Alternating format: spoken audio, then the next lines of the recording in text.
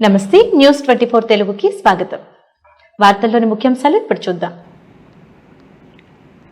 అల్లూరి సీతారామరాజు జిల్లా కొయ్యూరు మండలం యు చిడిపాలెం గ్రామంలో సుమారు 150 ఎకరాల భూమిని గిరిజనేతరులకు ఇవ్వడానికి రెవెన్యూ అధికారులు ప్రయత్నాలు చేస్తున్నారని భారత ఆదివాసీ నాయకులు మెట్టడం రాజాబాబు అన్నారు.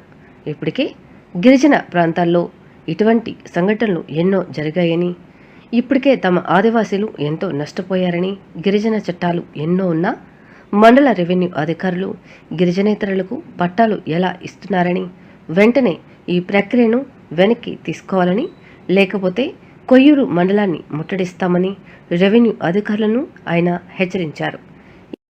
ఈ కార్యక్రమంలో రాష్ట్ర ప్రధాన కార్యదర్శి పల్లాల లింగారెడ్డి, రంపచోడవరం ప్రధాన ఇన్ఛార్జ్ మద్దేటి అంజిరెడ్డి, వై రామవరం అధ్యక్షుడు కురసం సత్యనారాయణ ద్వారా, గంగవరం మండల అధ్యక్షుడు నేసం స్వాములు, ఆదివాసీ పార్టీ యువజన సంఘము జిల్లా అధ్యక్షుడు కారం అబ్బులు తదితరులు పాల్గొన్నారు.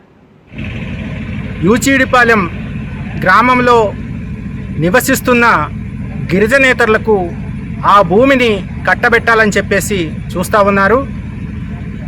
ఆ భూమిని గత కొన్ని సంవత్సరాల నుంచి సాగు చేసుకుంటున్నాం. ఆ భూమిని వెబ్లాండ్లో పెట్టాలని చెప్పేసి వాళ్ళు దరఖాస్తు చేసుకోగానే ఆ భూమిని సర్వే చేసి వెంటనే వెబ్సైట్లో పెట్టాలని చెప్పేసి రెవెన్యూ అధికారులు మరి నిర్ణయం తీసుకున్నట్టు మాకు తెలిసింది. మరి గతంలో కొయ్యూరు మండలం ఆడాకులలో కూడాను ఇలాగే జరిగితే మరి ఆంధ్రప్రదేశ్ ఆదివాసీ జేఏసీగా, భారత ఆదివాసీ పార్టీగా మేము అడ్డుకోవడం జరిగింది.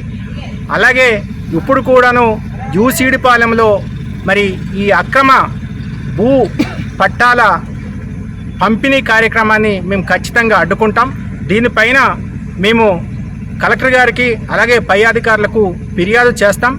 అసలు 1/70 చట్టం, అలాగే 1/59, 1/17 ఈ చట్టాల బేస్ చేసుకొని మరి గిరిజనేతరులకు భూమిని ఇవ్వడానికి ఇక్కడ అవకాశం లేనప్పటికీ కొయ్యూరు రెవెన్యూ అధికారులు మరి వాళ్ళు అక్రమంగా ఆర్థికంగా చేతులు మారాయని చెప్పేసి కొంత మాకు తెలుస్తుంది.